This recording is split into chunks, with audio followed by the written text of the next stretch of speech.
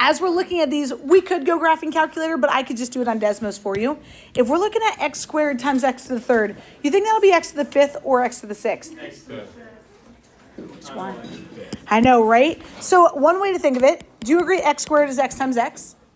X cubed is x times x times x. How many x's do I have? 5. Okay, all right. Versus x squared to the third.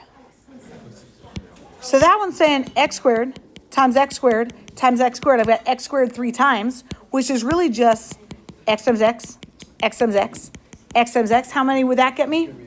That's going to get me 6. Let's go put this in textbook speak, if you will. A to the m times a to the nth looks like this. We would say is equivalent to a to the... Thanks, sir. So me as a student, I needed this example for it to make sense. Some kids just do better with the textbook examples, so you know I'm always going to give you both.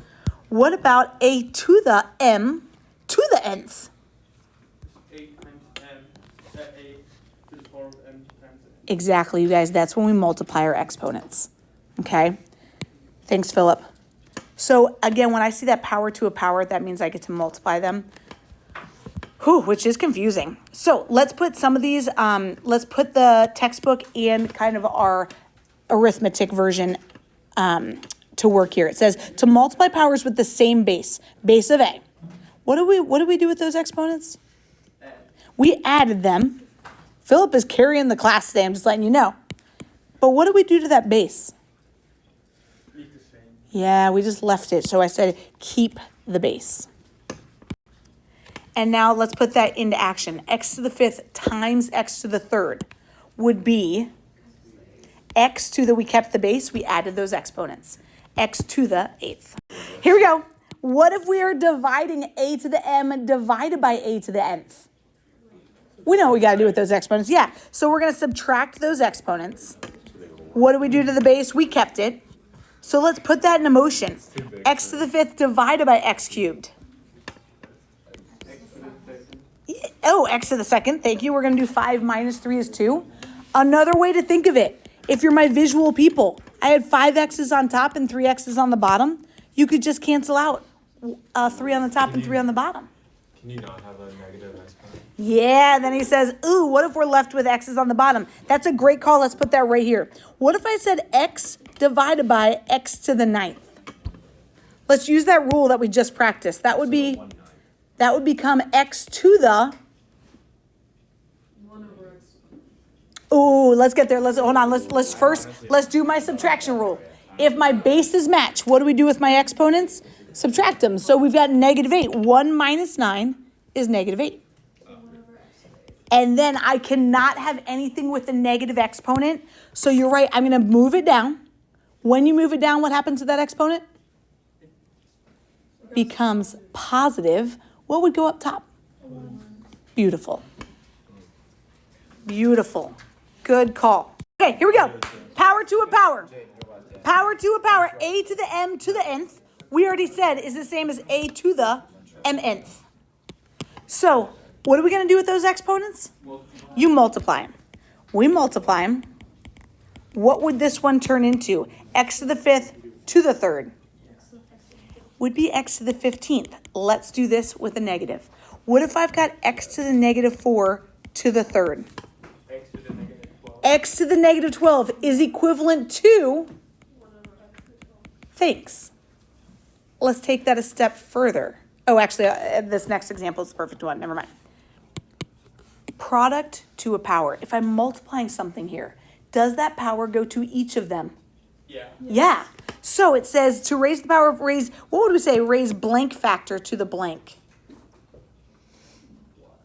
Raise, I agree, Lucas. Raise each factor to the, yeah, Lucas, we are on the same wavelength.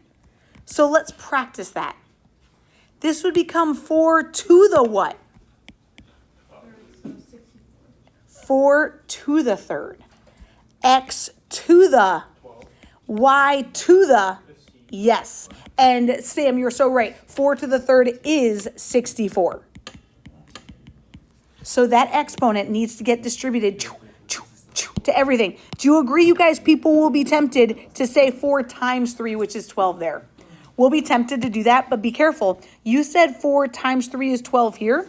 So don't forget 4's exponent is really a 1 here. So when we distribute that, that's what makes it 4 to the third, which is 64.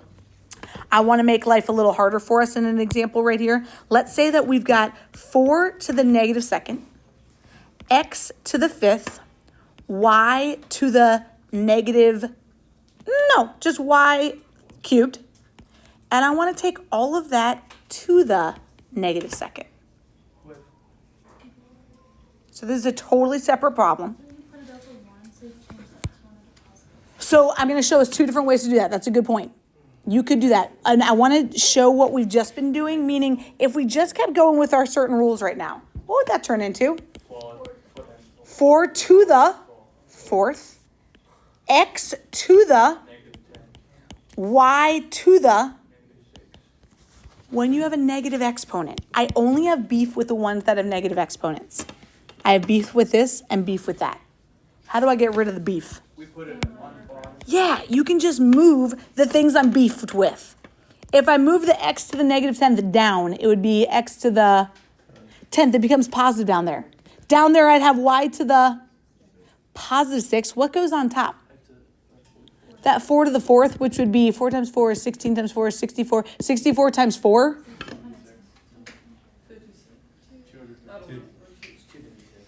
But can we leave it like for like? No, we're going to get that 256 because you'll have a calculator, bud. That was good.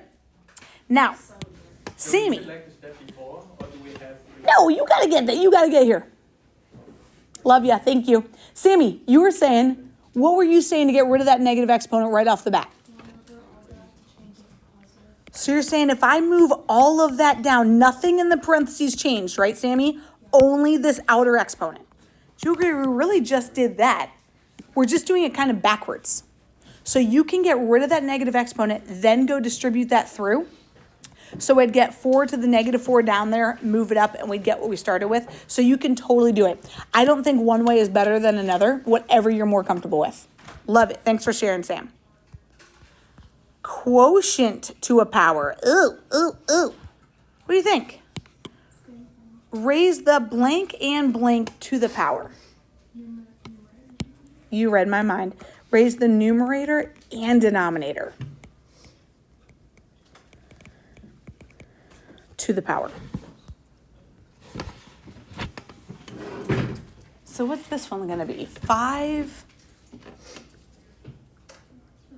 to the fourth. Exactly. You guys, it's not 20. It's 5 to the fourth power.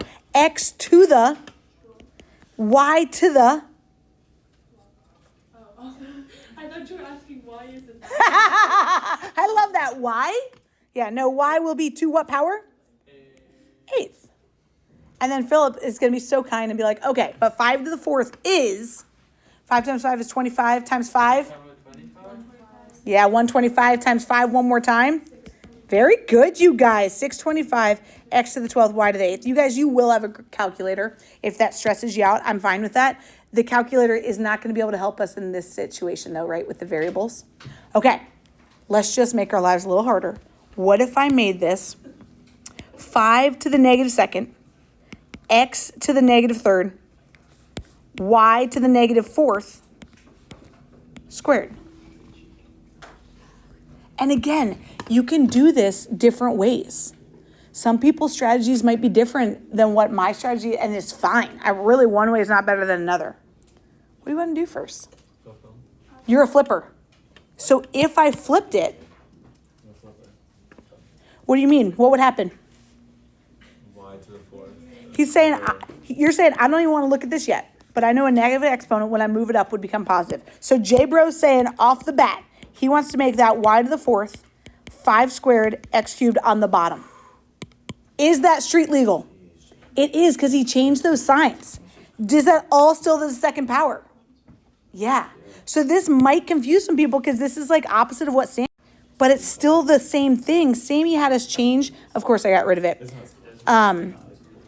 Sammy right here had us move all of this down because she changed that outer exponent. You get to change one or the other, but not both in one step. If you're not down with J-Bro's way, don't do it. You don't have to do it this way. Let's finish out J-Bro's way. J-Bro, what would we end with on top? J-Bro. We'd have y to the 8th over 5 to the 4th. x to the, 6th. okay, I'm down with that.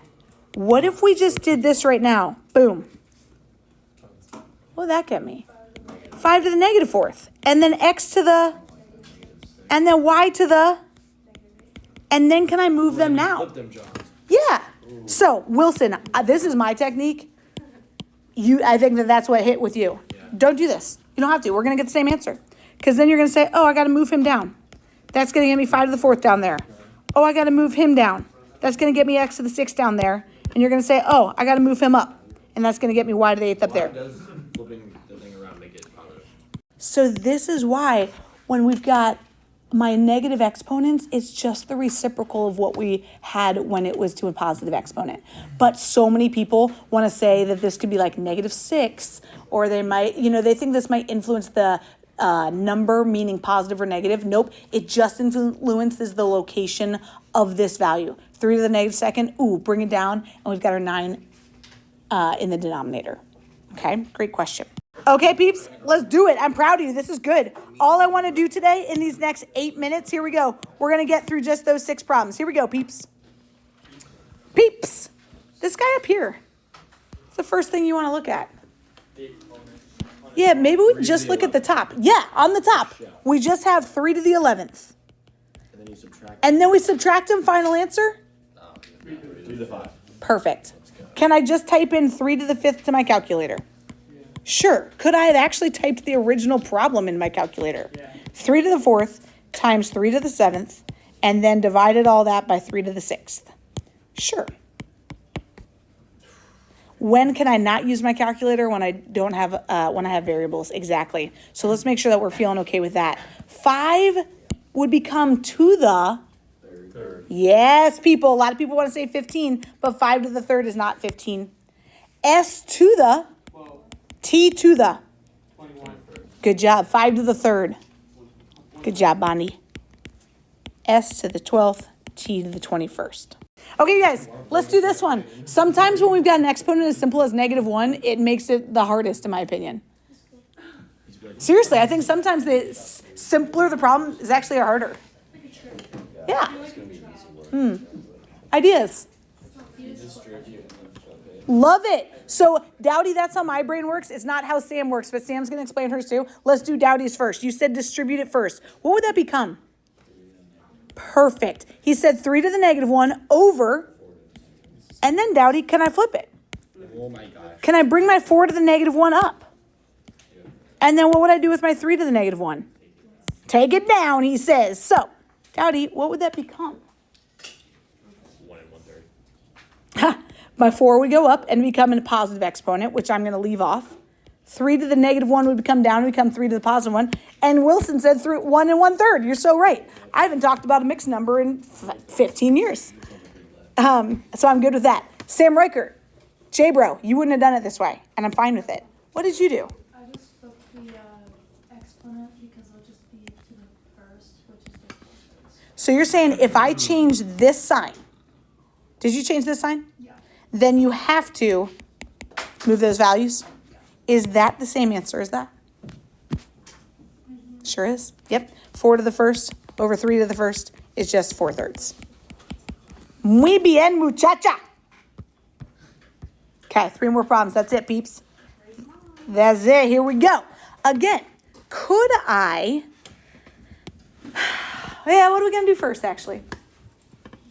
Distribute the bottom. Yeah, that bottom. We got to take that forward to some things. What would that get me on the bottom? 2 to the 4th. And I'm good with you writing that out because a lot of times we want to say that that's 8. It is not. What's 2 times 2? 4 times 2 again. 8 times 2 again. 16. So 2 to the 4th is 16. X to the 8th. And on top I had an x squared and a y to the 5th. Can you cut the 2? Well, he says, you told me when I'm dividing if my bases match. What can I do with the exponents? Subtract them, exactly. Cancel things out. What? Isn't 16 x to the 8th 1 term now? So True, but don't forget, no, it's not, because we'd have like 1x squared here and 1 y to the 5th. And I've got, so it's really just 16 times x to the 8th. That's a good call. Another way to think of this. If it was like Yeah. If we were adding that, that's a whole different ball game. Good call. Yep. Right now, I have, you agree, we love when we multiply because this is when we get to do this. Cancel things out when I've got no addition or subtraction. Love it. How many x's do I have left down here? 6 in the where? In the bottom. So you guys have got y to the 5th over 16x to the 6th on the bottom. Guys, what's 2 minus 8? 6. Careful. 2 minus 8 is negative 6 that I would have written up there. Move it down and it becomes positive 6. Yeah? That's my final answer. I just got the exact same answer on both. He says, I just got the exact same answer. No, you didn't. You didn't type them in. One's negative, one's going to be positive. Why are those parentheses important? Because you're showing one term. Yeah, it's saying that one thing times itself 4 times versus negative 6 to the negative 4th. The other one is just 6, and then outside of the 6 is parentheses and then negative. So two Exactly, Dice. So check this out. Peeps. Let me say this one more time.